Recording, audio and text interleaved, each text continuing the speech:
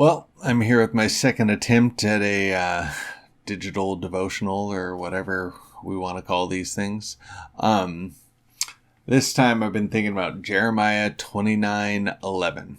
I'm sure you know it. It's on just about every coffee mug in Christian bookstores, if those still exist. I'm not sure that they do. Maybe it's just christianbook.com now, but I'm sure you can buy this on a mug somewhere. Jeremiah 29:11, Bryce International Version. I know the plans I have for you, plans to prosper you, plans to give you hope and a future.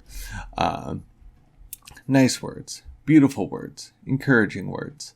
Contextually speaking, God was offering this to Israel while they're in the time of captivity. So they were in Babylon, I believe, maybe somewhere smack dab in the middle of their 70-year occupation. So they were in a very real sense locked down, probably much more restrictively than we are.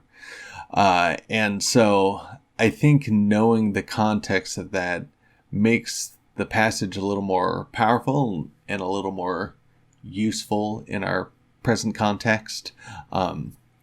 Just in that God does have a plan for us. He is going to get us through this. And that's good. That's a huge encouragement. But just because he has a plan for us doesn't mean that there's not going to be some rough times in the meantime where we have to give up some freedoms for the sake of others in our church community, but we also need to serve those in our church community. We need to find kind of new rhythms and new ways to do some of the stuff that we've been always doing. That's part of these digital devotional things. So I do just want to... I like this verse because when you know the context, it is just one of those verses, scripturally speaking, that just feels very real and very raw. It's like, yeah, life stinks sometimes. And there's some difficult stuff that we have to endure. And that stinks. I don't like it. I don't think you like it.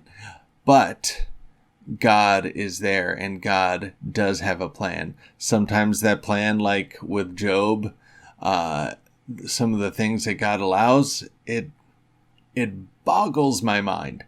But as with Job, God gave him a little quiz and said, hey, you trust me in all of these things. You can read Job. It's like 38 through 42, I think. Somewhere in there, it's God answers Job. And the reality is we trust God for a lot of things. We don't understand a lot of things, a lot of the reasons things happen. And so what we are confronted with now is when our rhythms get all messed up and our safety net all of a sudden is gone, we start looking at the actual measure of our faith. And I can see a lot of the ways that my faith has been shaken. And I realize some of the like family connections and church connections that I haven't emphasized enough. And I'm trying to kind of learn in this time, while we are here, might as well learn, because there's a lot of growth that can be done in this time, a lot of resting in God, even in the midst of this circumstance, with the hope of getting through this. And so hopefully that's encouraging. Just kind of my stream of consciousness on Jeremiah 29:11 and why I like it and think it applies. All right. Have a good day.